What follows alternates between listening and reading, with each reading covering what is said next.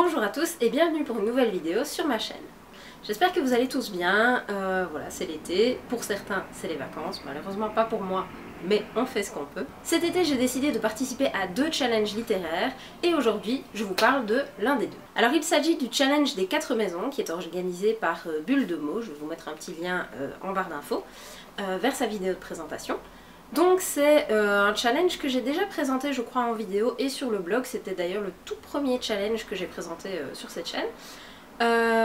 C'est un challenge pas très compliqué mais je vous explique les règles tout de suite. Alors la base du challenge c'est, vous avez 2 semaines, donc du 26 juillet au 9 août, oui, d'un vendredi à un vendredi, donc c'est 15 jours, pour lire un maximum de livres et rapporter un maximum de points à votre maison. Puisque c'est le challenge des 4 maisons, c'est basé sur les 4 maisons de Harry Potter. Je sais pas encore trop pour quelle maison, je sais pas, je sais pas à quelle maison je vais donner mes points, franchement, j'hésite. Alors vous l'aurez compris, bien évidemment, je participe pour Poufsouffle, qui est ma maison de cœur depuis toujours, et pas que de cœur, puisque tous les tests Pottermore et autres m'envoient à Poufsouffle. Et je vais essayer de leur rapporter un maximum de points, sachant que voilà, je ne me mets pas une grosse pression non plus. Le but c'est après tout de passer un bon moment. Alors il y a différentes façons de rapporter des points à sa maison. Je ne vais pas m'étendre sur toutes les façons, toutes les thématiques qui rapportent des points, etc. Je vais juste vous parler de ceux qui concernent ma pile à lire et ma situation. Mais encore une fois, je vous mets la vidéo de présentation de Bulle de mots en barre d'infos. Si vous voulez vraiment toutes les consignes et y participer vous-même, faites-vous plaisir. Alors le premier principe, c'est que chaque livre lu va vous rapporter 10 points. Jusque-là, rien de très compliqué. Si vous en lisez 7, en plus de 10 points par livre, vous aurez un bonus de 50 points pour la tranche de 7. Et si vous arrivez à lire 4119 pages, c'est-à-dire le total de pages des livres Harry Potter, vous aurez un bonus de 100 points, mais je peux déjà vous dire que ce ne sera probablement pas mon cas. Alors je ne vais pas vous faire patienter plus longtemps, je vais vous présenter ma pile à lire pour ce challenge. Donc le premier livre que j'ai choisi, oula, ça va, au niveau reflet tout va bien, c'est Alors voilà de Baptiste Beaulieu, qui est un écrivain que je suis sur Twitter et qui raconte en fait dans un roman, mais à base d'anecdotes réelles, des choses qui sont passées aux urgences et dans le milieu médical, qui est son univers de travail. Et ce livre devrait pouvoir me rapporter 5 points supplémentaires parce qu'il est moldu, c'est-à-dire qu'il se passe dans le monde réel, et également 10 points parce que je le fais rentrer dans la catégorie polynectar, c'est-à-dire un protagoniste qui ne va pas du tout me ressembler. Que ce soit physiquement, mentalement, etc. Et très clairement, là on parle d'un homme dans un milieu médical, etc. Clairement, c'est pas moi. Le second livre que je vais lire pour le challenge, c'est le premier tome de La Passe Miroir de Christelle Dabos, Les fiancés de l'hiver. Je pense que la moitié de la planète l'a déjà lu, moi pas encore. Et il serait temps que je m'y mette. Donc voilà, c'est l'occasion parfaite. Lui, je le fais rentrer dans la catégorie Hermione parce que c'est une grosse briquette de plus de 400 pages, puisqu'il y en a même un peu plus de 500 je crois. Et je le fais rentrer dans la catégorie première année puisque c'est un livre jeunesse. Ensuite je vais enchaîner avec Aurora Teagarden, en tout cas le premier tome de cette saga qui s'appelle donc Le Club des amateurs de meurtre. C'est écrit par Charlène Harris, vous la connaissez sans doute pour La Communauté du Sud, qui a été adaptée en série qui s'appelle True Blood. Mais voilà, elle a écrit toute une flopée d'autres petites séries en quelques tomes et j'en ai lu une ou deux qui m'ont bien plu, donc j'ai envie de tenter celle-ci. Et je vais la faire rentrer dans la catégorie Avada Kedavra, qui me rapporte 10 points puisqu'on y évoque la mort, très clairement dès le titre on a compris que ça y était, mais également la catégorie Animaux Fantastiques puisqu'il s'agit d'un livre faisant partie d'une saga.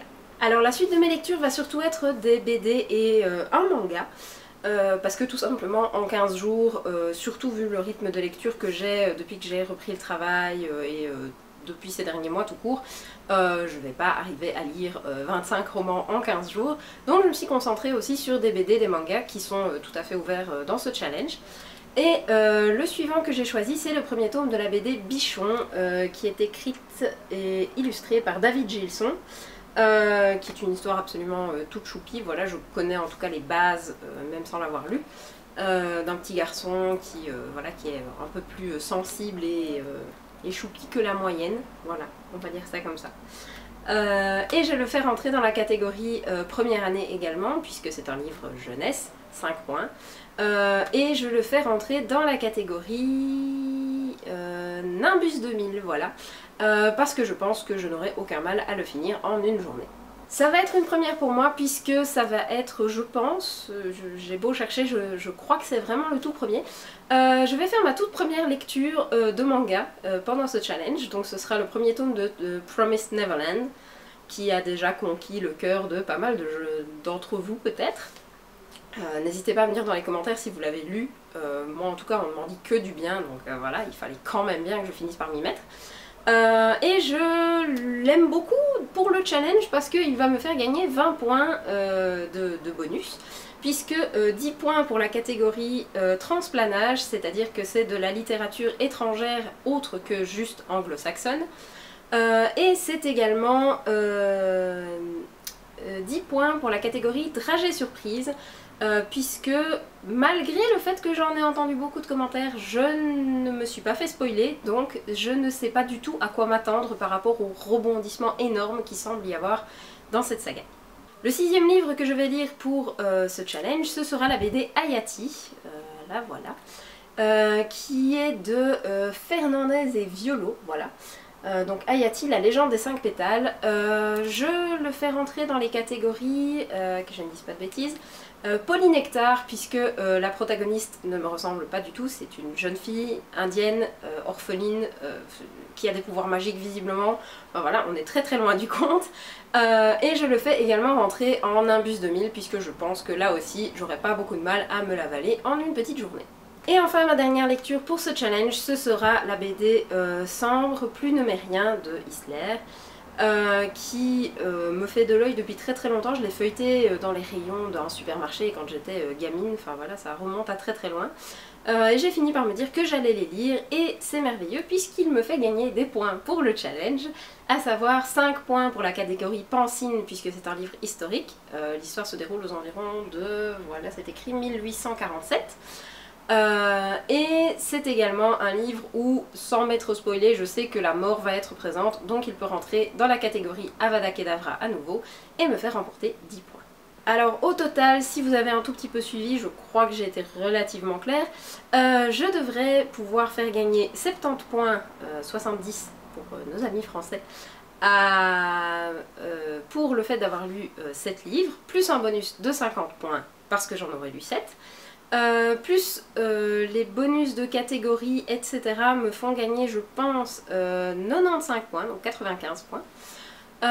Et j'ai encore un petit bonus de 10 points, voilà, je vous ai dit, je rentre pas dans tous les détails, mais un petit bonus de 10 points parce que la passe miroir de Christelle Dabos fait partie des recommandations de l'organisatrice et chacune de ces recommandations vaut pour 10 points. Ce qui nous fait un total pas dégueulasse je trouve de 225 points que je devrais pouvoir rapporter à la maison Poufsouffle.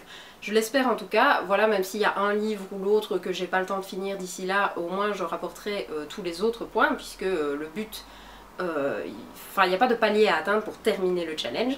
Donc en tout cas je rapporterai à ma maison autant de points que possible et si possible 225. Voilà, cette vidéo est à présent terminée. Je vous parlerai dans la prochaine de l'autre challenge que je vais faire cet été et qui lui s'étalera sur tout le mois d'août.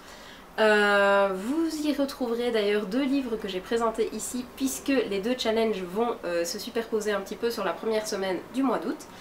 En attendant, je vous fais des gros bisous, j'espère que vous allez bien, que vous profitez du soleil, que vous profitez de belles lectures de vacances ou pas de vacances du tout d'ailleurs si vous voulez. Et je vous dis à une prochaine fois.